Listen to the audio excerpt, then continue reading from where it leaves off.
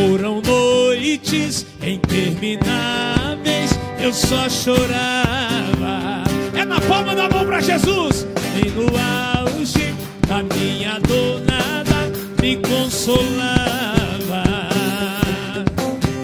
mas eu sobrevivi como águia solitária, e a sorte de novo sorriu pra mim. Deus me escondeu bem debaixo de suas asas, nenhuma peste me matou, nenhuma flecha me atingiu.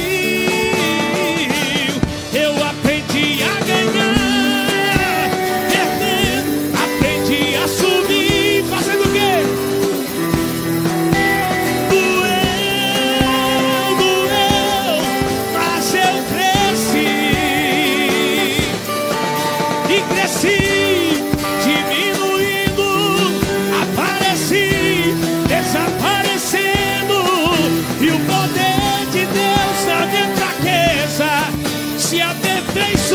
Profetiza, profetiza. Tem coisa boa chegando, tem algo acontecendo, e não importa o que eu sofri, o que importa é que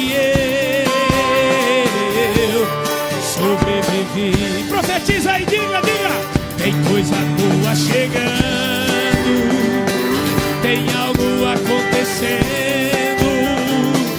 e não importa o que eu sofri, o que importa é que eu sobrevivi.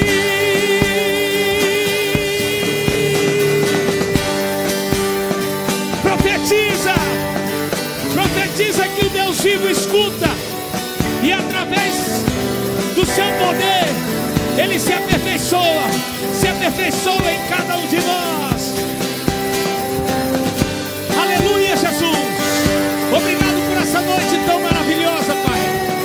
Obrigado por essa noite de alegria, de festa, de júbilo na Tua presença, Pai. Em nome de Jesus, eu aprendi a ganhar, perdendo, aprendi a subir, descendo. Doeu, mas eu cresci,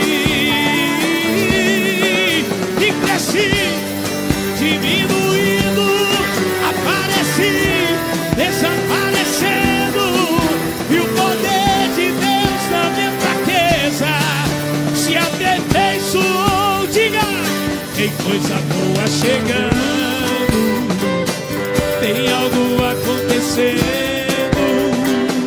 e não importa o que eu sofri, o que importa é que eu sobrevivi.